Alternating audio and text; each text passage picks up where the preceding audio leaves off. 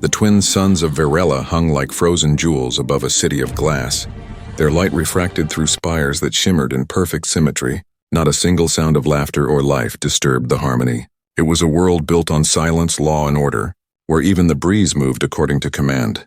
Princess Alyra stood at the highest balcony of the imperial hall, her eyes pale and reflective like the crystal domes that covered the capital. She had never known warmth. Her heart beat steady and precise as the machines that monitored it. Emotions were forbidden here. Affection was treated as infection. Her world was flawless yet hollow, and she did not know it.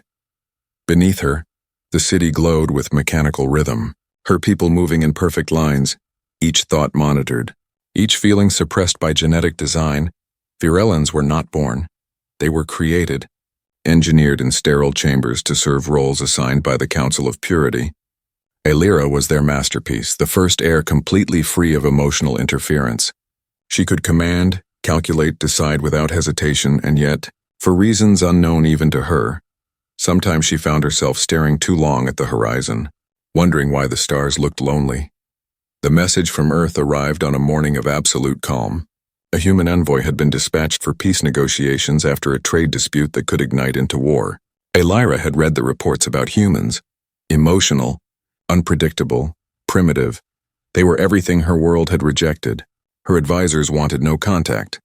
But the council demanded diplomacy, and so, Captain Elias Ward was permitted to land, his ship breaking the still air like a heartbeat in a tomb.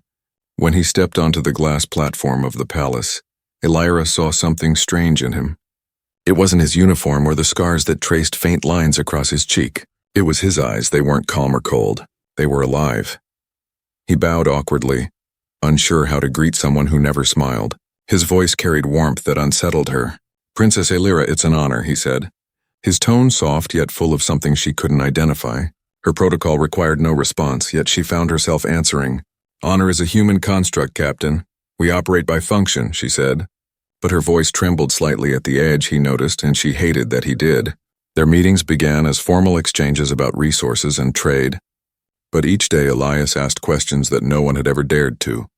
He wanted to know how they lived without laughter, why they designed love out of their DNA. She told him love was inefficient, that affection clouded logic. He smiled faintly. "Without love, logic has no reason to exist," he said. She stared at him, not understanding, and for the first time, not liking that she didn't.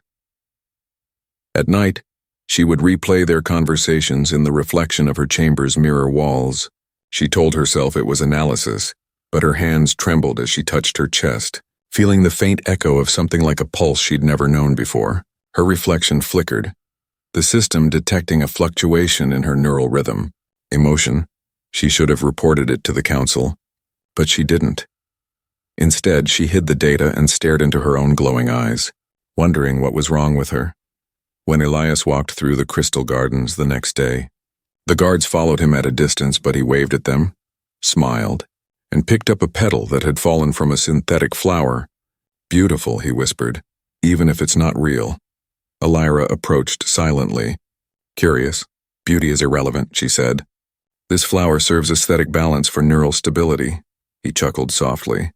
"You speak like a machine, Princess, but your eyes disagree." She felt her throat tighten, not in anger, but in something nameless and soft. That night she couldn't sleep, her mind filled with the echo of his laugh, a sound alien and imperfect yet comforting. The palace AI detected her elevated heartbeat and administered a stabilizer, but she shut it off halfway, letting the irregular rhythm continue. She didn't know why. It felt alive, and for the first time, she wanted to feel more of it. The next morning, during the council meeting, Elder Varan spoke of humans with disgust. "Their kind drown in chaos and emotion," he said. "They are what we evolved beyond." Alyra listened silently, her mind drifting back to Elias's face, his voice when he said that love gives logic meaning.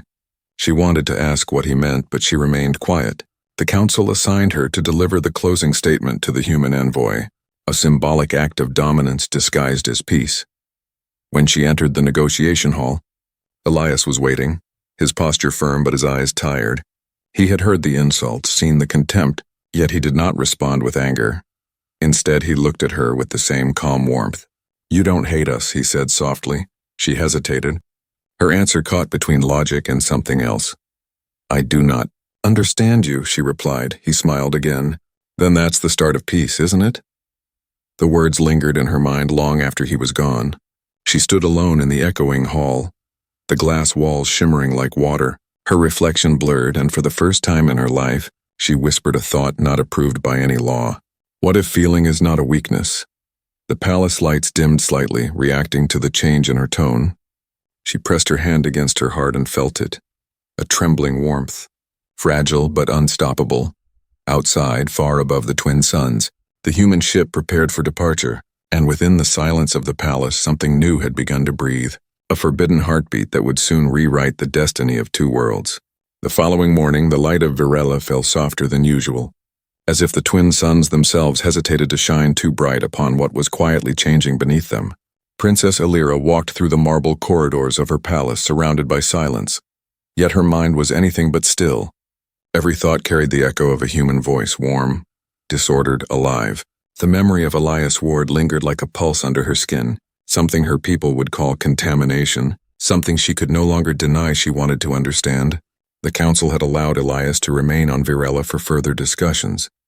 Though their tone toward him had grown colder, each step he took was tracked, every word recorded by surveillance drones that hovered in silence. Yet he walked with an ease that confused everyone. He smiled at guards, greeted the sterile halls as if they were alive, and even thanked the machines when they opened doors. Alyra watched from a distance, hidden by a one-way mirror in the observation deck, wondering what it must feel like to live so freely, to not measure every action against a code. Their next meeting took place in the Hall of Logic, a room carved from crystal and lit by pale blue fire that pulsed in rhythm with the planet's energy core. Elias stood before her table, no armor this time, just the soft cloth of a Terran uniform, his expression calm but his eyes alert. "You observe emotion as a scientist," he said quietly.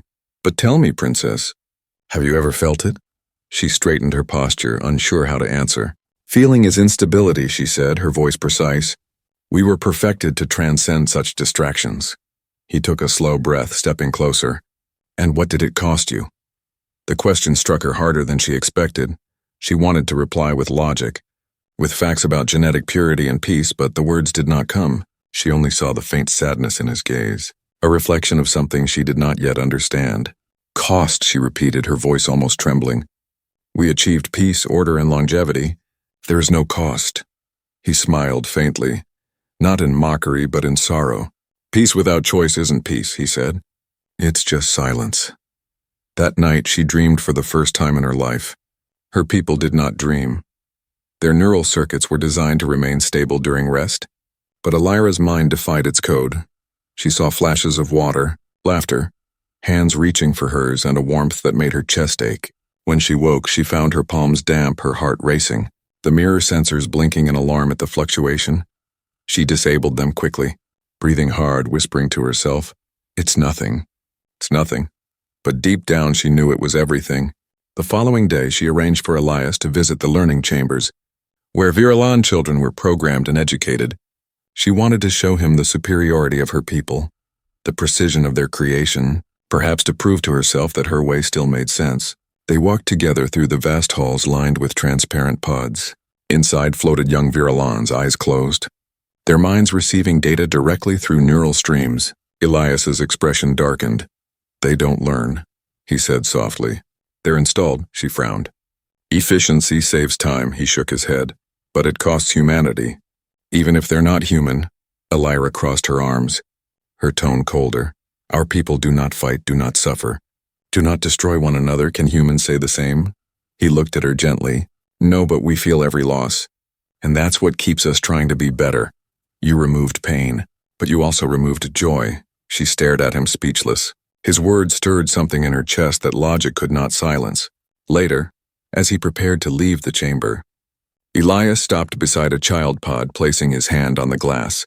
"You call this perfection?" he said quietly. "But perfection without choice is just another kind of death." Then he turned to her. "Tell me, Princess, when was the last time you touched something not because you had to, but because you wanted to?" Her mind froze. She had no memory of ever wanting anything. The question lingered like a whisper long after he left. That evening, the council gathered in private. their glowing robes forming a ring of cold light. Elder Varan's voice echoed through the chamber. The human is spreading contamination through words. He must be removed. Another elder nodded. The princess shows signs of instability. Emotional variance detected. Alyra stood silently, her face calm, her mind burning. I am stable, she said, her tone sharp. The human is a curiosity, nothing more. They accepted her lie, but the elder's eyes stayed fixed on her, knowing something deeper was shifting.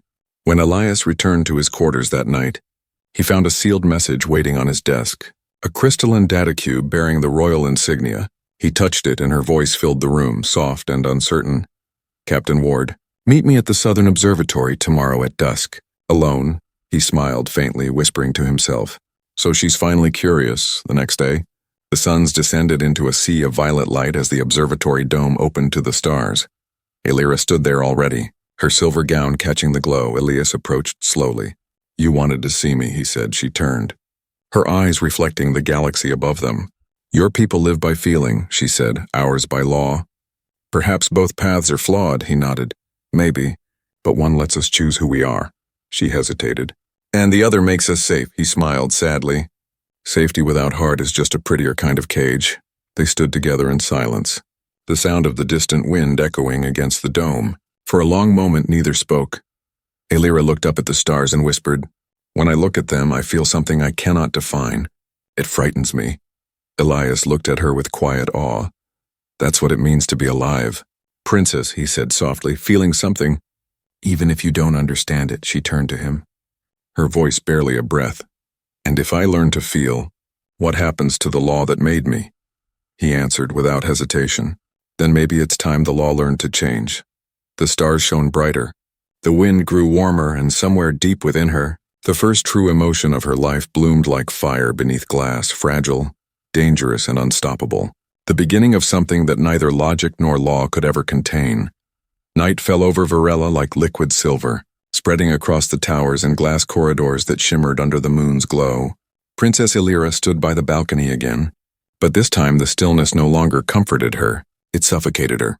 Every sound in the city felt rehearsed, every movement mechanical, and in the middle of all that perfection she felt something rising inside her that could not be controlled or measured, a warmth she had no name for. Elias had been summoned to another meeting with the council, and though he carried the calm posture of a soldier, the tension in the air was thick enough to taste. They watched him with suspicion now, analyzing every gesture, every pause, every trace of humanity that might have infected their flawless system.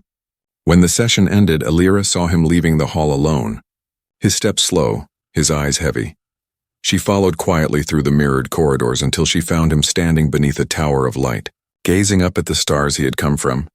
You should not be here alone, she said softly, her voice breaking the sterile silence. He turned to her, a tired smile flickering across his face. Neither should you, princess, he replied. You're being watched. She stepped closer, her eyes reflecting the faint light on his skin.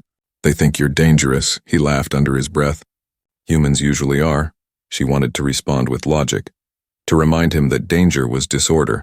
But the words never came. Instead she asked, Why do you smile even when they despise you? His answer came without hesitation. Because it's mine to do so. Something in her chest tightened. That simple answer carried more freedom than all the laws of her world. She wanted to understand it, truly understand it. Teach me, she said suddenly, her voice trembling with urgency. Teach me what it means to feel. Elias froze, his expression softening with both surprise and sadness. You don't learn it from words. Alyra, you live it, he whispered. She shook her head. Then show me. They walked together through the lower gardens where artificial rivers flowed in silence, light crystals floating on the surface like sleeping stars. He stopped beside one and reached into the water, scooping a handful and letting it fall through his fingers. On Earth, he said quietly, we used to do this as children, feel the cold, the motion, the life of it. She watched his hand, the ripples spreading outward. Our rivers are controlled by balance fields. Temperature regulated, no randomness, she murmured. He smiled. That's the problem, princess. Life needs a little chaos. He reached out slowly, taking her hand and guiding it into the water. She gasped at the sudden chill, her skin glowing faintly blue under the touch. She had never felt temperature. The sensory inhibitors in her body dulled most of the world, but somehow, near him, The damp cold burned in a way that felt like being awake for the first time. Her pulse raced and she whispered, "It hurts." Elias looked at her gently. "That's how you know it's real." The next morning, the council's sensors detected irregular emotional waves emanating from her quarters. Elder Varan summoned her immediately, his expression a mask of calm fury. "Your neural readings are unstable," he said. "Explain yourself." She lowered her gaze, her voice even. "I am studying the human subject's behavior for diplomatic understanding." Varan leaned forward. "Do not mistake infection for curiosity. Princess, emotions are a genetic plague, and if it spreads, it will destroy what we built." She said nothing, but inside her, rebellion burned like quiet fire. Later that day, she found Elias confined to his quarters. Guards stationed outside, he had been labeled a contamination risk. She convinced the sentries that the council required her to question him. They obeyed, and she entered the room, the air heavy with static tension. Elias stood by the window, his expression weary but calm. "They're afraid of you," she said softly. He turned toward her. "No, Princess.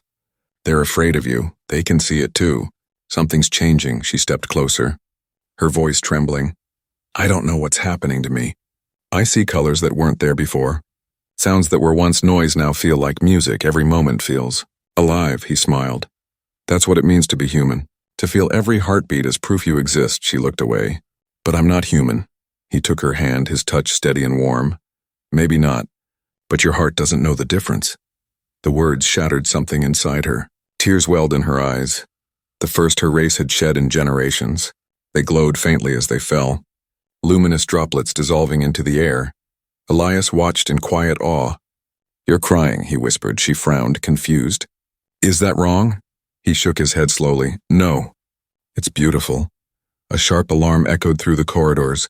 The room's lights turned crimson. The council's surveillance system had detected emotional contamination in real time. The guards outside began pounding on the door. Alyra looked at Elias, fear and clarity mixing in her eyes. "They know," she said. "They'll erase me." He grabbed her shoulders, his voice steady. "Listen to me, you can't go back to pretending. They'll destroy what makes you alive," she whispered. "Then I'll have to decide what I am." The door burst open. Guards stormed in, pulling Elias away. Alyra tried to speak, but her voice broke under the noise. He looked back once as they dragged him out, his gaze holding hers like a promise. "Don't let them take this from you," he shouted, his voice echoing down the corridor. Her heart pounded as she stood surrounded by silence again. But now that silence felt different, heavier, alive with something unstoppable. That night she stood before the mirror again. Staring at her reflection, her skin shimmered faintly under the glow of biolight, her eyes no longer cold but burning softly with life. She touched the glass and whispered to her reflection, "I felt something they fear." The reflection whispered back in her own voice, trembling, "And now they will fear me." The twin moons of Varela rose behind her, and somewhere deep in the heart of the city, the first cracks of rebellion began to stir like distant thunder. The storm over Varela was silent, yet every flash of light across the glass towers felt like a warning. The city itself seemed to hold its breath, waiting for what came next. Princess Alyra stood in the chamber of containment, surrounded by white light and cold hums. The walls pulsed faintly, reading her heartbeat. Every emotion she felt was being recorded, analyzed, judged. Her wrists were bound by energy cuffs that shimmered like water. They did not hurt, but they reminded her that freedom was now a memory. Across the chamber, Elder Voran watched her through the barrier, his expression unreadable. "You were the model of perfection," he said softly. "The first to be born without flaw, and now you are a living infection." His words cut deeper than any weapon. But Alyra did not flinch. "If perfection means emptiness," she replied, her voice steady though her heart trembled, "then I would rather be broken." Voran's eyes narrowed. "You speak like him now," she met his gaze. "Perhaps he speaks like what we forgot to be." Elias was being held in a military wing far below the palace. Stripped of his gear and communication, the air was thick with the hum of machines built to erase identity, yet he remained calm. His thoughts were not of himself, but of her, of the alien woman whose eyes had begun to see the world the way humans did. He knew they would silence her. They always silenced what frightened them up above. Alyra stared through the containment barrier, the faint reflection of her glowing skin painting the walls with soft color. She had begun to feel things she could not hide anymore. Sorrow, anger, longing, and something deeper that had no name. She closed her eyes and saw Elias's face, the warmth of his hand in the cold river, the way his words made her chest ache. Feeling isn't a virus, he had said once. It's the soul remembering itself, she whispered those words now like a prayer. And the containment field flickered as if the energy itself had heard her. The council gathered in the chamber above, their robes gleaming with sterile light. The contamination spreads, said Elder Varan. Young Virellans show traces of emotional resonance. Another elder frowned. It is her influence, the human's presence has disrupted our order. Silence followed, heavy and fearful. Then both must be erased, Varan declared. The human terminated and the princess's mind reset. None opposed him, because fear had long replaced courage on this world. When night fell again, a whisper ran through the lower levels of the city. Young technicians who had seen Alyra's light spoke in hushed tones, saying it wasn't infection but awakening. Even among the guards there were cracks in obedience. A small group loyal to her began to move quietly, led by an engineer named Lurek. He had seen Alyra speak to Elias, seen her tears fall like light, and he could not forget the beauty of that forbidden moment. He reached Elias first, disabling the surveillance drones. You don't belong here, human, he said quickly. But neither does she belong there. Elias's eyes sharpened. Where is she? Lurek hesitated. In the Tower of Containment. They will purge her mind by dawn. Elias stepped forward. Then we move now. The corridors of the Virlan Palace glowed with pale light, silent but alive with invisible watchers. Lurek guided him through maintenance shafts and magnetic lifts, the hum of machinery masking their movements. Every corner felt like a heartbeat away from discovery. When they reached the containment chamber, Elias saw her through the glass, standing motionless, her eyes closed as if she were praying. His chest tightened. She looked fragile and eternal all at once. He placed his hand against the glass, whispering, Alyra, it's me.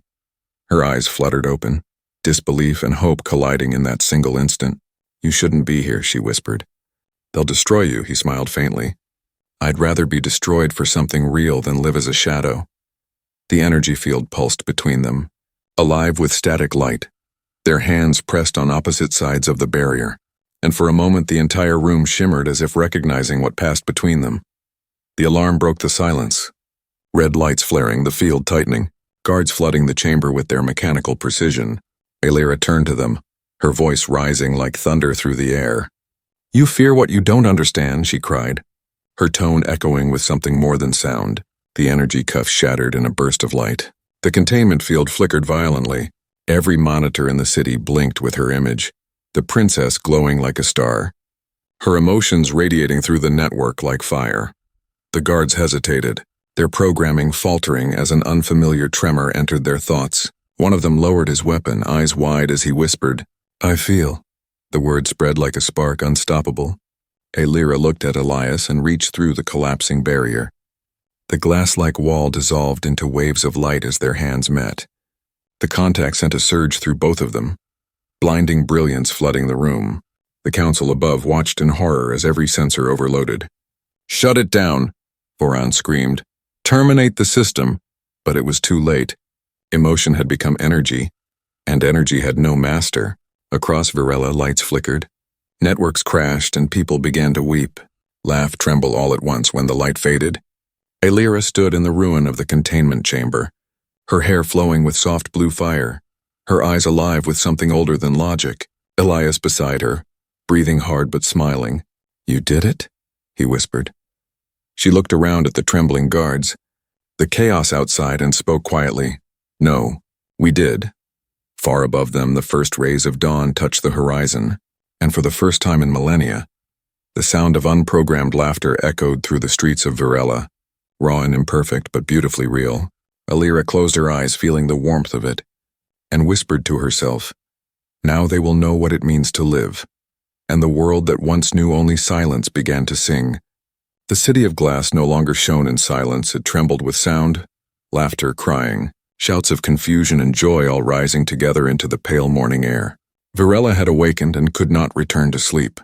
Everywhere, the glow of emotion had spread like wildfire, the sterile order of centuries cracking beneath the weight of feeling. Some rejoiced, others screamed in fear. The perfect balance was gone, replaced by something raw and alive. Princess Alyra walked through the grand hall where once no sound dared to echo. Now the walls vibrated with voices, she could feel them, each heartbeat like a note in a vast song. Her people clutched their chests, touching the strange new sensations within. Tears glistened on faces that had never known them. A child laughed for no reason, and an elder fell to his knees sobbing, unable to name what he felt. Alyra watched them with trembling eyes. "This is what they feared," she whispered. Life itself. Elias stood beside her, his uniform torn and dusted with ash, the marks of the chaos around them. "They're scared, Princess," he said softly. "Every new feeling begins as fear," she turned to him, her voice gentle but firm. "And yet they're still standing. They're still breathing." Her gaze shifted toward the central spire, where the council still hid behind reinforced doors, the last stronghold of order. "They will strike back," Elias warned. "They won't surrender what they built so easily." She nodded slowly. "Then they will learn what strength really means." Outside, drones swarmed through the streets, their emotion sensors now malfunctioning under the wave of uncontrolled energy that spread across the city. Some drones shut down completely. Others turned aimless, their programming corrupted by the flood of signals. The sky itself flickered as the planetary core adjusted to the new pulse radiating from Alyra's outburst. Virella was alive but unstable. As Alyra and Elias moved through the corridors, a group of guards blocked their path, their eyes full of conflict. One raised his weapon, but his hands trembled. "Princess," he stammered, "you've infected us all." She stepped closer, her voice calm but heavy with meaning. "I didn't infect you, I reminded you were born from those who once felt as I do now." The guard hesitated, his breath unsteady, his weapon lowering inch by inch. Behind him, another soldier whispered, "I dreamed last night." "We're not supposed to dream." Elias placed a hand on the man's shoulder. "Then you know what she's fighting for," he said. "Don't fear it. Understand it?" The guards exchanged uncertain looks, and slowly stepped aside, letting them pass for the first time. Obedience had been replaced by choice, and that was more dangerous than any weapon.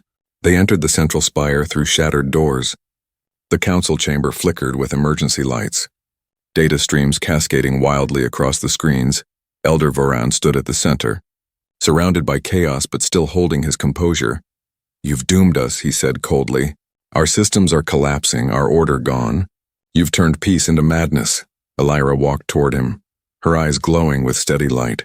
"Peace built on silence was never peace. It was a cage," she said. "And now my people finally hear their own hearts." Voran slammed his hand on the console. "Do you even know what emotion brings?" he shouted. "War, envy, greed, destruction. Humans are proof of that." Elias stepped forward, his voice firm. "And still, we love, we build again. We choose compassion despite the chaos because feeling is not the enemy. Indifference is." Voran turned his glare on him. "You speak like a child of ruin," Alyra interrupted, her tone calm but cutting. "Then perhaps ruin is better than emptiness." The air thickened with tension, the energy from her body pulsing brighter, as if her emotions resonated through the building itself. Voran's face softened for a moment, an old memory flickering in his eyes. "We erased emotion because it nearly destroyed us," he said quietly. "We chose logic to survive." Alyra nodded, her voice softer now. "But survival without meaning is slow extinction. You did not save your people. You only froze them in time." For a long moment neither spoke, the silence humming like a living thing between them. Then the elder lowered his head. "You will lead them into chaos," he whispered. "Then let me lead them through it," she said, her tone filled with quiet strength. "Because this time, they won't walk alone." Suddenly a tremor shook the chamber, alarms flaring as the planetary network began to collapse, the energy grid overloaded by the emotional surge spreading across the population. Voran looked at the readings in horror. "The core is destabilizing." Elias turned to Alyra. "Your emotions are connected to it now. Your energy is amplifying through the planet." She stepped closer to the console, her hands glowing with soft blue light. "Then I can calm it." Elias's voice rose. "If you fail, you'll die." She met his eyes, a faint smile touching her lips. "For the first time, I know what I'd die for." She closed her eyes, placing her palms against the central control sphere, waves of light rippling through the structure, her heartbeat syncing with the hum of the core, her thoughts echoing into the system. She didn't focus on fear or control, only on the memory of that moment by the river, the touch of cold water, The warmth of Elias's hand, the beauty of imperfection, the courage to feel. The energy stabilized slowly, the tremors softening, the sky outside clearing. She could sense millions of hearts sinking in harmony for the first time. When it was over, Elyra fell to her knees, drained but alive, the city glowing in quiet balance again. Elias caught her in his arms, holding her close. She looked up at him with faint tears glistening on her cheeks.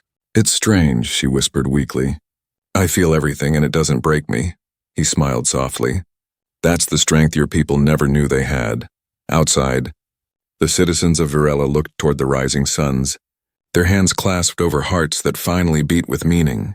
For the first time, love had become their law, and in the ruins of the old order, something new was born.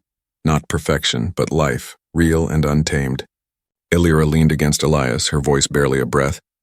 "Do you hear it?" she asked, the sound of a world learning to feel, and he answered, "It's the most human sound I've ever heard." The suns rose higher, casting gold over the crystal towers, and Virella, the world of silence, finally began to live. The suns of Virella rose slow and heavy over a world reborn. Light poured across the horizon like liquid gold, touching every glass tower that had once stood cold and perfect. Now they shimmered with cracks reflecting color instead of order. Laughter echoed faintly from the streets below. A strange, fragile music born from confusion, joy, and fear all tangled together. It was the sound of a civilization taking its first breath as something alive. Princess Elyra stood on the balcony of the ruined council hall, her silver gown torn, her eyes no longer pale and distant, but alive with deep blue fire. She watched the city stir beneath her, and felt each heartbeat like a distant drum in her chest. Emotions radiated across the network she had unknowingly awakened. Every mind touched by her pulse. She had given them freedom, but freedom came with chaos, and chaos was spreading fast behind her.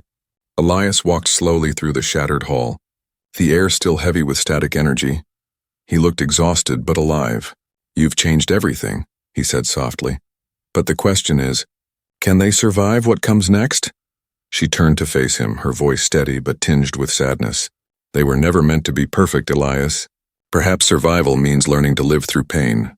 He smiled faintly. "That's the hardest lesson humans ever learned. Outside." Riots began to form in the lower districts. Groups of Virellans, overwhelmed by sudden waves of emotion, clashed with others who wanted to cling to the old ways. The once silent skies now shimmered with light from energy discharges as drones fought to maintain control. The network that had guided the planet for centuries no longer obeyed commands. It responded to feeling instead of logic. A single surge of fear or rage could ignite entire systems. Elyra closed her eyes and felt it. The pain, the confusion, the wonder. Millions of voices flooding into her mind. She could not shut them out. She had become the link between all of them, her heartbeat synchronizing with theirs. Elias stepped closer, seeing her tremble. "You're connected to them again, aren't you?" She nodded. "They are afraid, so I am afraid. They hope, so I hope." She looked at him with tears glimmering on her cheeks. "Is this what it means to be alive? To feel everyone's joy and pain together?" He touched her hand gently. "That's exactly what it means." The doors to the council chamber burst open, and Lurek, the engineer who had helped them escape, entered breathless and covered in soot. "The grid is collapsing again," he said urgently. "The emotional waves are spiking beyond control if it continues. The planetary core will overload." Elyra looked toward the massive crystal spire that rose in the distance, its glow flickering like a candle in the wind. "Then we must stabilize it from the source," she said. "If I don't, all of Virella will tear itself apart." Elias shook his head. "You barely survived last time. It could kill you." She turned to him quietly. "And if I don't, it kills everyone else." They traveled together through the trembling city, passing crowds of people who now looked at Elyra not as their ruler, but as something both holy and terrifying. Some knelt in reverence, others shouted in fear. "She broke the law," one cried. "She gave us sickness," another wept. "She gave us hearts." Elyra stopped only once to speak, her voice calm and resonant through the air. "Do not fear what you feel. Fear only the life without it." Her words echoed across the towers, carried by the wind like prayer. When they reached the spire, the storm had already begun. Lightning of pure emotion danced across the sky, hues of blue and violet flashing like memories. The ground pulsed beneath their feet as the planetary core responded to the energy of billions of awakening minds. Elyra walked toward the control bridge, her steps steady though the air burned around her. Elias followed, his hand hovering near her arm as if afraid to lose her to the light. Inside the chamber, the source pulsed with wild rhythm, a massive crystalline heart beating in time with her own. The system recognized her presence immediately. Holographic threads of light spiraled outward, connecting to her pulse. She could feel the emotions of her entire world surge through her. Love, anger, grief, wonder, it was overwhelming, but beneath all of it was one feeling that anchored her. The warmth she had learned from him. Elias's voice reached her through the storm of light. "You don't have to do this alone," he said. Stepping beside her, she looked at him, her voice barely a whisper. "I am not alone." She placed her hands on the crystal core and he placed his hands over hers. Together their energy merged, the system flaring white. For a moment it was chaos, like screaming, light, wind. Then everything stilled. Across Varela, the violent surges began to fade. The skies cleared, the drones fell silent. The people stopped fighting, feeling something deep and peaceful spread through them. It wasn't the suppression of emotion, but its balance, harmony woven from the chaos. Alyra and Elias stood at the center of it all, surrounded by light that seemed to breathe with them. When the glow faded, she stumbled. Her strength nearly gone, Elias caught her before she fell, her voice soft against his shoulder. "I saw them," she whispered. "All of them, every heart, every thought. I saw what they can become," he looked into her eyes. "What did you see?" She smiled faintly. "A world that learns to love and forgive even itself." Outside, the first true dawn of the new Varela broke across the horizon. Its light not sterile and white, but warm and golden, carrying the scent of rain. The citizens looked to the sky in silence, some smiling through tears, others simply breathing for the first time without the weight of control. Alyra and Elias stood together on the edge of the platform overlooking the city, her hand resting over his. "It's beautiful," she said softly. "Imperfect, unpredictable, and alive." He looked at her with quiet wonder. "Just like you." She turned her gaze toward the horizon where the light touched the broken towers and whispered, "Then maybe the world finally matches my heart." The wind carried her words out across the awakening world. And for the first time since the birth of Varela, the planet truly felt alive, not as a system of order, but as a living heart that had learned how to beat again. The wind over Varela carried warmth for the first time in living memory, no longer cold and calculated. It moved freely through the silver towers that now bore the scars of change. Light poured through broken windows like water, illuminating the faces of people who no longer hid behind perfection. Some smiled through tears, others knelt in silence as if afraid that the fragile miracle might fade. The world that had known only order now pulsed with the unpredictable rhythm of life. Princess Alyra walked slowly through the heart of the city with Elias by her side, their steps echoing across the glass bridges that crossed the rivers of light below. She felt the pulse of her people inside her chest, their hearts still sinking faintly with hers. The connection was weaker now, but it lived on, like a song that refused to end. Everywhere they looked, they saw emotion painted into the air. A mother holding her child for the first time with trembling joy. A group of workers laughing together. A man crying openly while strangers placed hands on his shoulders. Things that once would have been punished now filled the streets with beauty. Yet beneath that beauty, she could feel the weight of uncertainty growing. Not everyone wanted this new world. Not everyone saw freedom as salvation. Fragments of the old council still gathered in the outer cities, building armies of logic, machines programmed to restore the purity of silence. Alyra had heard the whispers, the order of still minds, a remnant movement that vowed to undo everything she had created. They blamed the human for the corruption. They blamed her for betrayal. They wanted their gods of order back. Elias noticed the tension in her eyes as they stopped by the reflecting pool that had once been used for state rituals. Its surface rippled with soft light. "You feel them, don't you?" he asked quietly. She nodded, her reflection shifting in the water. "They hide behind reason, but what they fear is not chaos. It's the truth that they were never alive." He knelt beside her, the faint hum of the city around them like a living heartbeat. "You gave them a choice," he said softly.